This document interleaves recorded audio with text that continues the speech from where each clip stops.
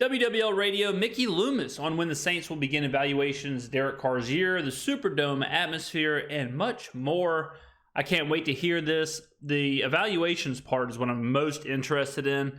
So we were talking about, is Mickey really evaluating Dennis Allen and Pete Carmichael on the last two games, the Buccaneers result and the Falcons game, or is it kind of this big overarching evaluation? When will that process begin? So I'm excited to hear what Mickey's going to tell us about that. In Sunday, Tampa Bay, staying alive for that playoff hunt, you could see and feel the tone from this team right off the bat, able to come out a long drive down the field and getting 6 points on the board right away.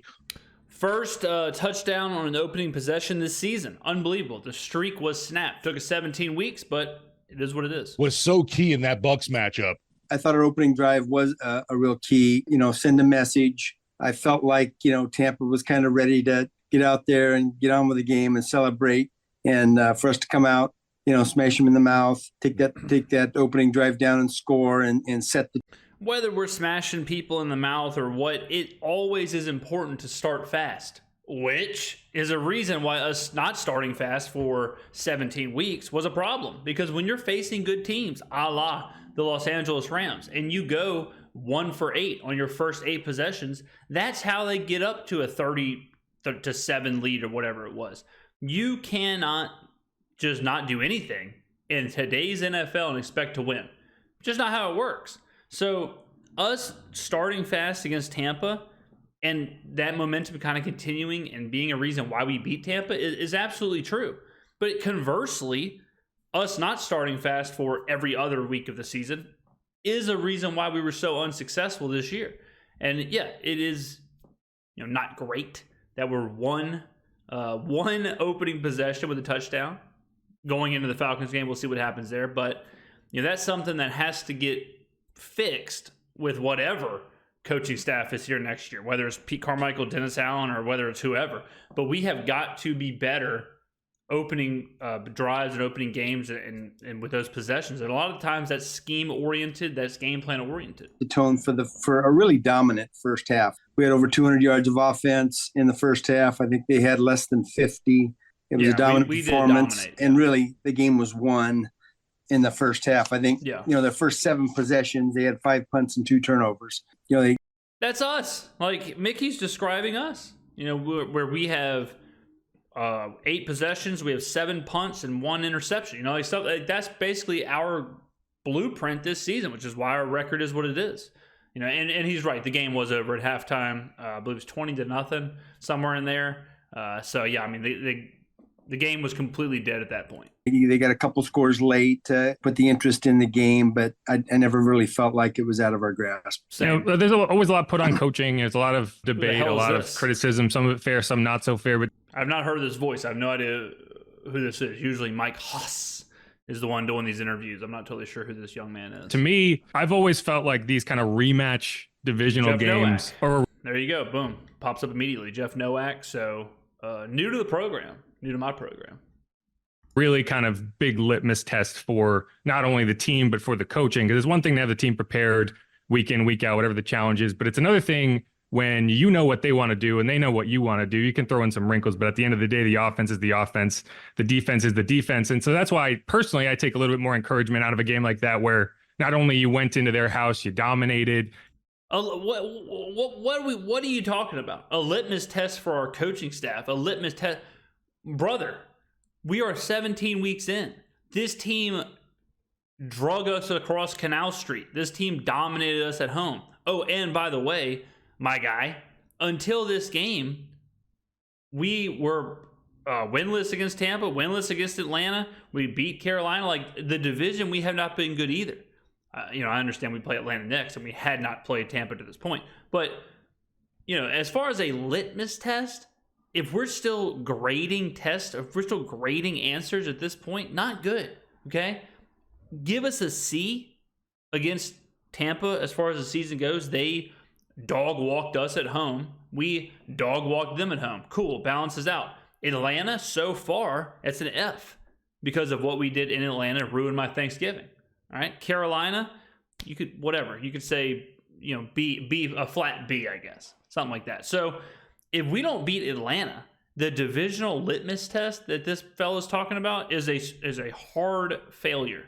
You got a win that you needed to have, and I'm curious. I'm getting fired up thinking about that statement. I'm not gonna lie. Like the idea, I mean, him saying, divisional matchups are more of a litmus test. Oh yeah? What about when we were coming off of a bye against Atlanta, our biggest rival, on Thanksgiving weekend after getting destroyed against Minnesota? What about when we had extra time to prepare? How did we do in that litmus test? Because if divisional games are the true tests, then when you have extra time to prepare for said test, and then you fail said test in such dramatic fashion, that's even worse. So right now, the litmus test has not been good for this team. Right now, the litmus test for the divisional opponents and whatnot has not been good. I don't care about the Tampa Bay performance. Why? Because the season's already in the toilet. The season's already in the trash can. Yeah, we can have a miracle win, or, go to the playoffs or whatnot, but it's just, I mean, to think like that's such short-term thinking. Such short-term thinking to be like, I was really encouraged by this performance against Tampa Bay. Okay, what about the other performance? There was 2. So if you're really encouraged about this one, you had to be discouraged about that one. So where does it leave you? And that's what we try and preach on this channel, ladies and gentlemen. You cannot watch 4 quarters and make any kind of judgment about any kind of team. They play 17 games for a reason. The season exists the certain length it is for a reason. Okay? You don't watch 4 quarters of a game. You don't watch week 1 and say, okay, we know what these teams are. That's why we do weekly power ratings. Is it good we won the game in a micro sense, in the fact that you always want to win the game? Sure.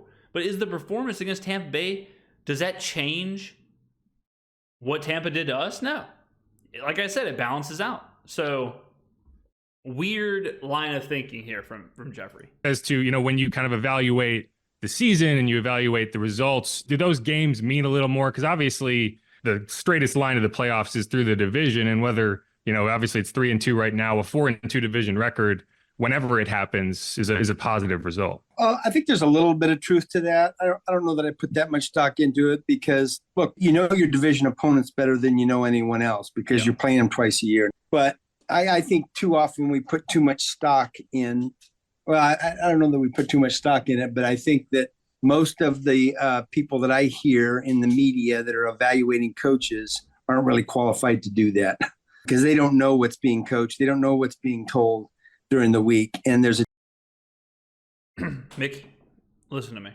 I swear, if you're talking about me, I swear, if on my own reaction video, on my own channel, if you're going to take a slight jab at me, the fastest rising channel in New Orleans sports media, I'm not going to be happy about it, Mickey. I'm trying to be on your side here. I'm trying to be, we're on the same team, Mickey. This is no time to be taking cheap shots at me. The difference between what they're being told and what's being executed sometimes. So there's some truth to what, to your comment, but I don't think there's as much, I don't put as much stock into it as you might. Mickey, another thing, like fans and media, we really don't know what sometimes players are dealing with. And to see Derek Carr go out there, the performance he had, really had some nice throws, accurate, efficient, and even heard from Dennis Allen after the game talk about how that shoulder injury was something that might have been something bothering him that he just able to work through, but didn't seem like it was an issue at all last game, obviously. Yeah, Carr was good. Carr was good. I was having a conversation with some friends today. This is a bit of a rabbit hole, but the Chicago Bears all-time single-season record for passing yards is like 3,838, maybe, something like that. Somewhere around there. Anyways, if Carr had 225 yards in the next game, he would break their record. Carr would be the single-season record holder for passing yards for the Chicago Bears. On one hand, it's insane of how bad the Bears quarterback play has been their entire history. I mean, they're one of the oldest teams in the NFL, maybe the oldest team in the NFL. Conversely, a friend said, isn't it wild that Derek Carr had 4,800 yards passing 2 seasons ago? It really is crazy. And, I'm certainly no Carr apologist. I'm certainly no Carr hater. I call it like I see it. I think Derek Carr does have physical traits and does have the ability to be good. He threw from his 5,000 yards. I don't think he's going to be Aaron Rodgers. I don't think he's going to be, Drew Brees or any of these elite level quarterbacks, but he obviously has the tools to do it. Right? I'm willing to say this season, bad circumstances, Pete Carmichael, but he also was banged up a lot this year. How significant it was, I don't know that. I'm not there. I'm not, rolling the shoulder. Only Derek Carr knows that. But I know that it was not a perfect situation. I'm hoping this is a blip on the radar for Carr. I'm hoping that next year, whoever is in here, whether it's Dennis Allen if he's still here, but it's a totally new offensive staff, whatever. I'm willing to see what Carr looks like next year. And performances like this are good. Carr threw for 230 or something like that in this game. Is it some game that he's going to show the replay to his grandchildren? No, right? It's just an average game in today's NFL. It's just an average quarterback performance. I mean, he was efficient, he was good, but he wasn't breathtaking. He didn't have to be. Okay, it's not a slight on Carr.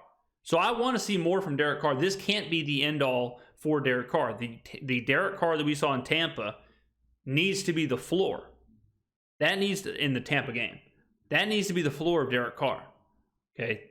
That is what we thought we'd be getting baseline when he came from Vegas to New Orleans, is what we saw against Tampa. He can have, peaks where he's elevated and he's playing at a way higher level at certain times, but just flat baseline, if we would have got that version of Derek Carr, this team is probably an 11 to 12 win team. Look, I think overall Derek's done some really good things this season. And if you look at some of the areas, his rating, his efficiency, there's a lot of really good things that we've done. Yeah, it's funny because we talk about every week that those stats really don't matter. Like passer rating doesn't really matter. QBR or whatever ESPN's shopping around doesn't really matter. You got to go much deeper. So, I mean, yeah, I appreciate it, Mickey, but this community is a little bit smarter than to get fooled by passer rating or QBR. And there's some things that he hasn't done well. And, how he feels each week.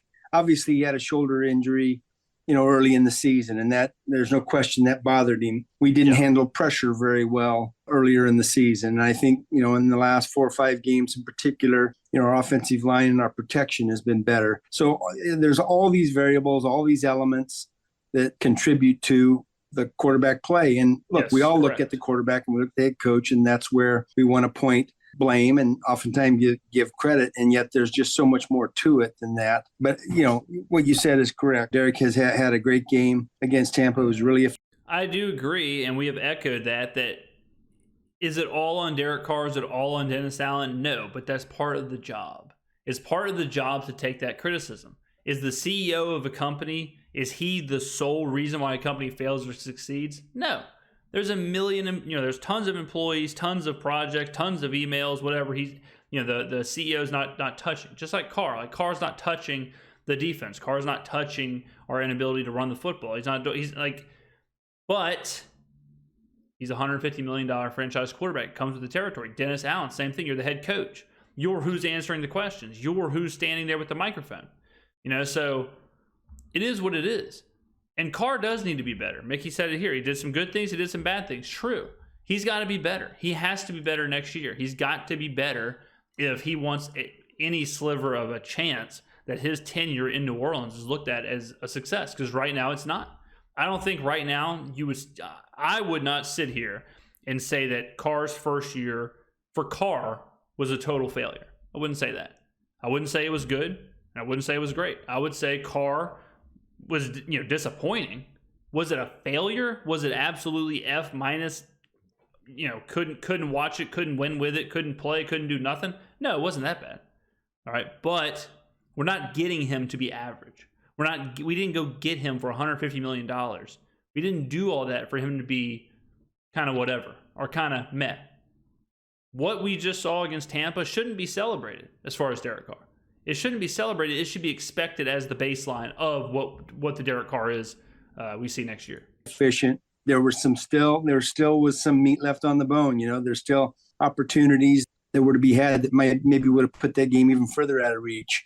And we've had a few things like that. I think this season has been a tale of we've had quarters and halves and parts of games where you can see what we can be, but it's hard to point to a lot of games and say from beginning to end, this is what we are. And that's not unusual. I mean, this is Derek's first year with us. And if we went back to 2006 and looked at Breeze's first season or two with us, you wouldn't say, wow, that guy's going to the Hall of Fame after season 1 or season 2. So, sometimes it takes a while for us to be. But that is a dangerous comparison because, yeah, you're right. But then what happened? Derek Carr is going to have the opportunity to be great. He's going to have the opportunity to do that. But he has to do it. It has to happen on the field. He's 33 right now. He'll be 34 next year. So, we don't really have the time to let him figure things out for 2-3 years and then all of a sudden be good. Derek Carr is in a situation where he's coming in for a ton of money later in his career. He's going to have to be good really quick. Drew Brees obviously had a huge, long, successful time, and he earned that. I'm giving Carr every chance, and I think a lot of the fans are too, to be successful. They want Derek Carr to be successful. The fans want him. I don't care who's under center. I want them to be successful. I had a fan. I'm trying to think what game it was. It might have been Jacksonville. It was it was a night game, so it probably was Jacksonville. And the fan asked me, we're walking down the ramp. I told this story on the previously. He asked me, he said, do you think we would have won the game with Jameis Winston? And I said, I don't think it really would have mattered, And he was like, so you're a Carr guy? And I said, no, I'm a Saints guy. I don't care. I don't care if it's Carr. I don't care if it's Winston. I don't care if it's Trevor Siemian. I don't care if it's Ian Book. I'm rooting for whoever is under center for the Saints. And I'm going to give them the chance to be good. If Jameis Winston was our starting quarterback, I'd be sitting here rooting for Jameis Winston to be good. If Jameis Winston was not good, I would sit here and tell you he was not good. That's just how we operate here. I want Derek Carr to be successful. Was he successful this year? No. Am I ready to cut him right now, toss him, see you later? No, I'll give him the chance. But he has earned me giving him the chance. He got the contract, whatever. He's here. He's playing. Okay. Now is his turn. Right? It's his turn to deliver. It's his turn to be successful. And if that happens, he'll get everything he wants. Familiar with him, for him to have a real grasp of the offense in terms of being reactive instead of thinking and then making a play and getting on the same page with, our staff, our coaches, as well as our players. Yeah, and I think that point is interesting. And I did want to ask you about that because you're looking at, year one of DA and Derek Carr together. And as you're evaluating it, how important is it to kind of take a step back and avoid just trying to say, well, this is what it was in 2020 with, year 15 of Sean or whatever it was with Drew and Sean versus, this is a new regime and you have to kind of look at them independently of okay, where are we really? How have we improved? What needs to be fixed versus getting into that game of, oh, well, this is what Drew and Sean did. I would say that most of that process comes after the season. I don't like to make evaluations in season because, you're dealing with the emotion of winning and losing each week and you're dealing. I'm totally okay with that. I'm totally okay with, guys, we're going to evaluate everything after the season. We're not going to evaluate it in the season. Who knows what will happen? There's no point in evaluating Dennis Allen right now. If we lose 65-0 against the Falcons, it's going to be a completely different evaluation. Similarly, if we go on a run, win the Super Bowl, it's going to be a very different evaluation, right? If Derek Carr lights up the playoffs, has an incredible playoff run, he does all this stuff, we win the Lombardi. I'm not saying we're going to, just giving you a hypothetical. If we do that, the evaluation changes, right? So we do have to wait. We have to wait for the evaluations. I don't blame Loomis. He can be kind of, stockpiling his data and all the stuff right now, sure. But a full-scale evaluation, that does need to come after the season is officially over. Dealing with the issues that come up on a daily basis to prepare for the next game. But that'll be a process we go through and I go through when the season's over. I certainly have a few thoughts and a few things that I think we need to have a discussion about, but that'll all come after the season's over. Fine. And hopefully the season won't be over after Sunday. The first thing he said, the whole thing about comparing now to Peyton and Brees. I don't think anyone is comparing Peyton and Breeze to Allen and Carr or whoever the coaching and quarterback combo is here. The whole thing, though, is that for the last since 2006, you can go ahead and double check me on these stats. I'm pretty sure, I'll just go ahead and say we are. Since 2006, the Saints are a top 10 most winningest franchise in the NFL as far as games won. Think about that. Think about how bad the Saints were for the rest of their franchise since 1967. Think about how horrible they were. The Aints, all that stuff.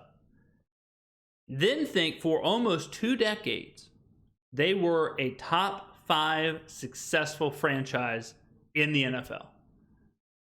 All right? They're up there with the Patriots.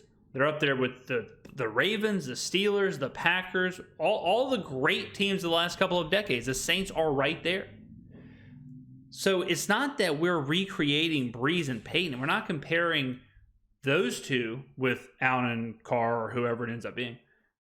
We are stabilizing a franchise of success, just like the New York Yankees. Is it fair to compare the current Yankees with, Babe Ruth, Joe DiMaggio, and Mickey Mantle? No, but that is the culture of this franchise. The culture of the Saints right now, whether you want to believe it or not, is a winning, relevant franchise. That's it.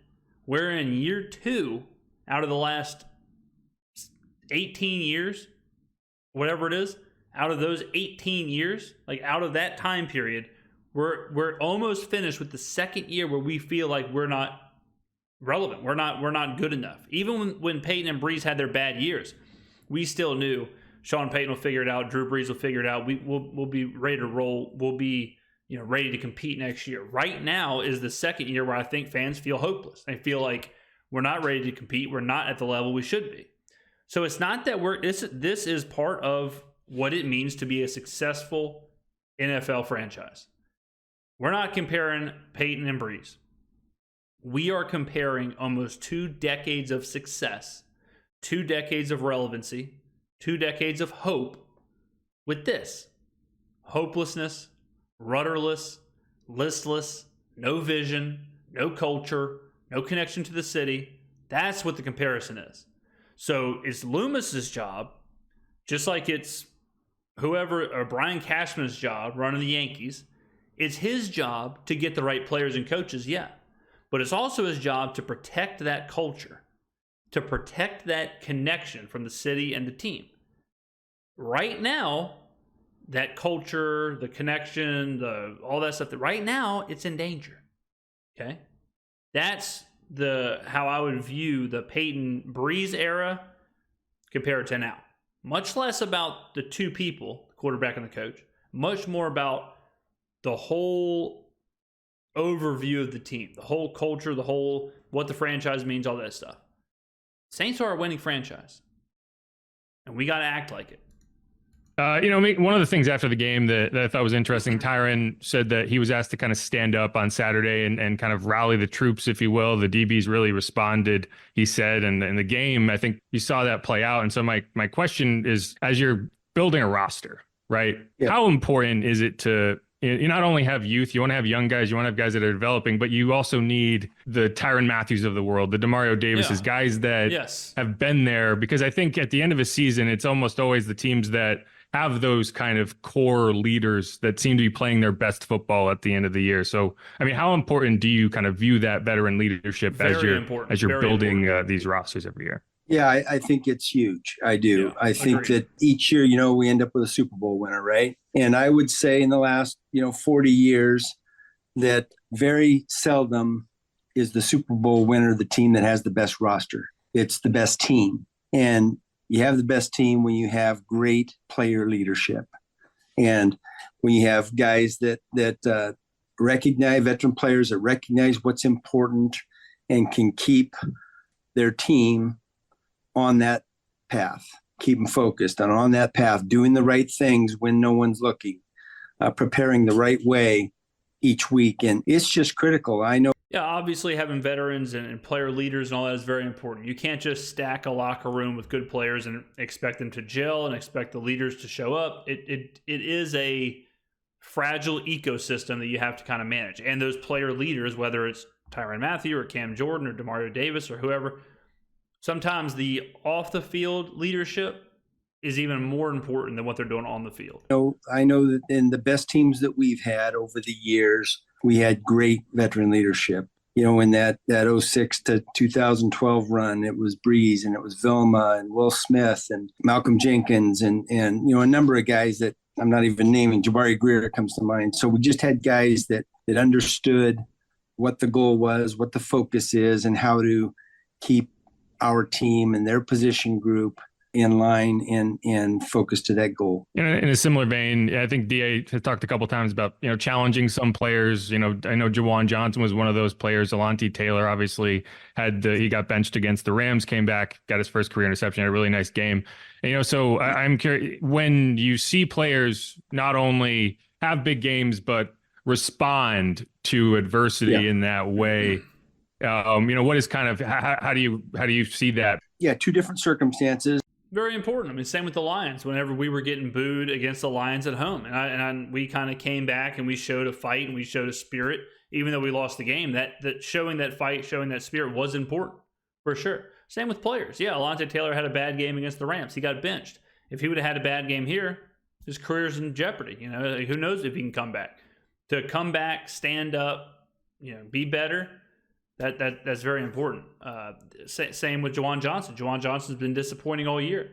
It gets challenged, has a huge game here. All right, you're back on track. Let's lock and load. That's now you got some momentum behind you. Let's see what you can do with it. Look, we have high expectations for Juwan. He had a really good game, and look, I said to him afterwards, that's what we expect from you. Yeah.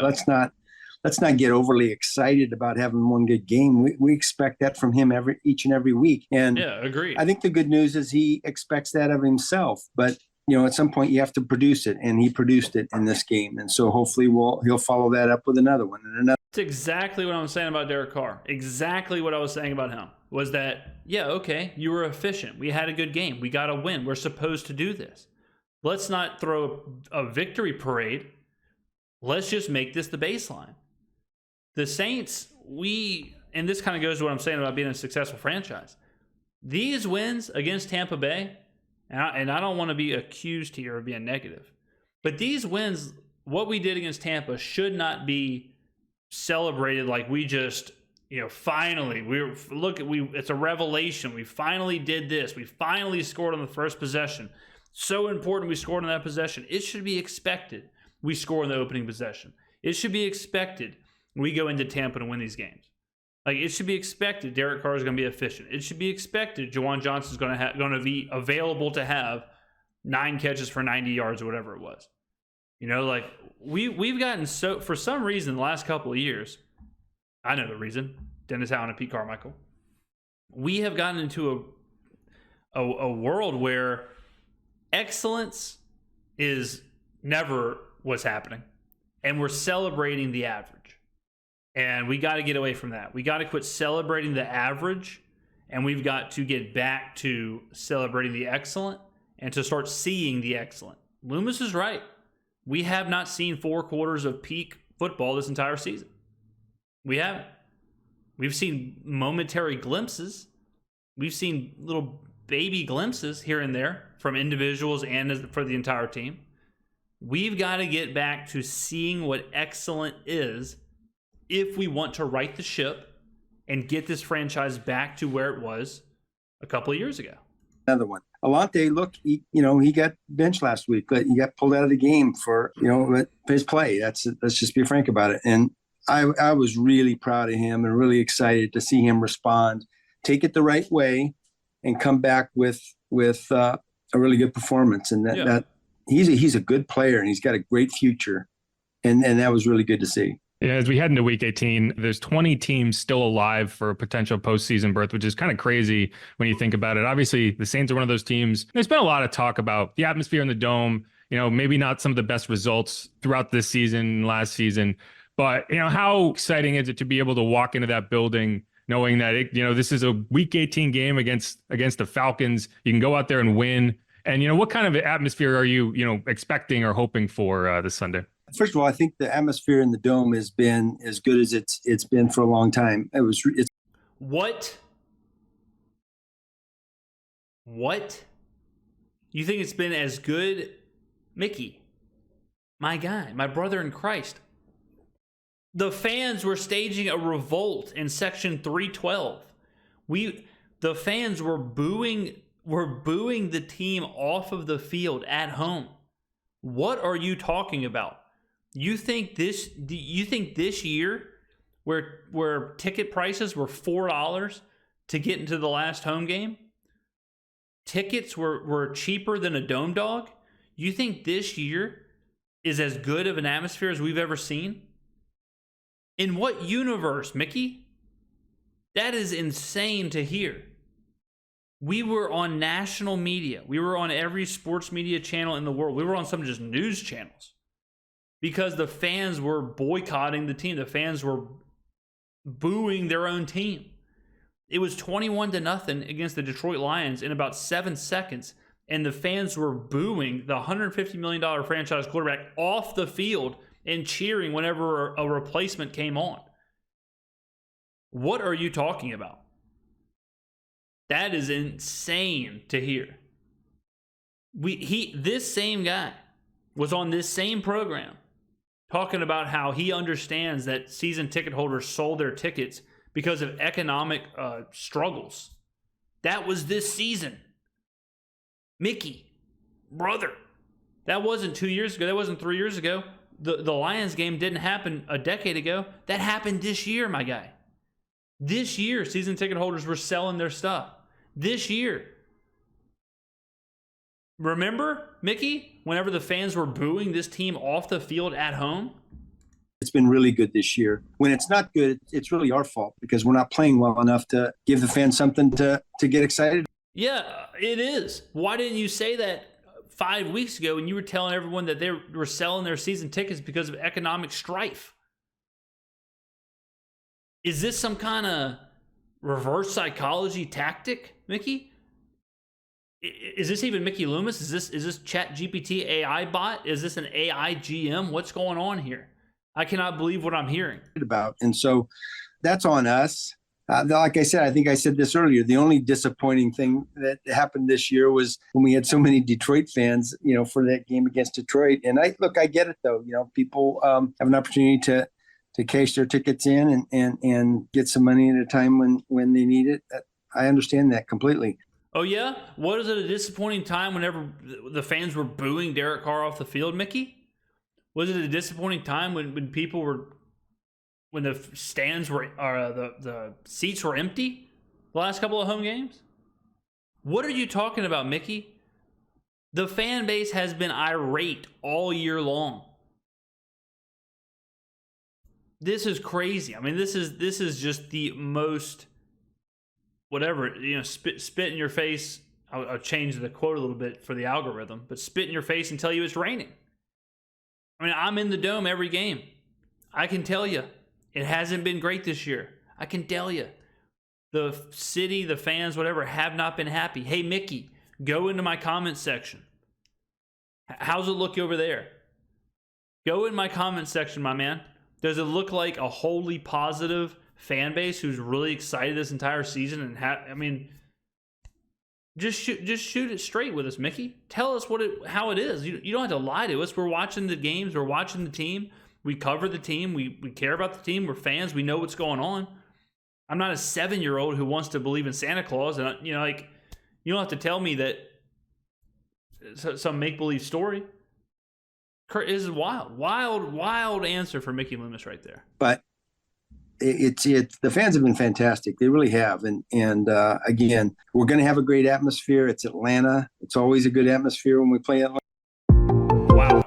Crazy end of the interview there. That was shocking. Wow. Ladies and gentlemen, let me know in the comments below what you think about any of the stuff we covered there. Thank you very much for watching. I appreciate it. I will see you in the next video.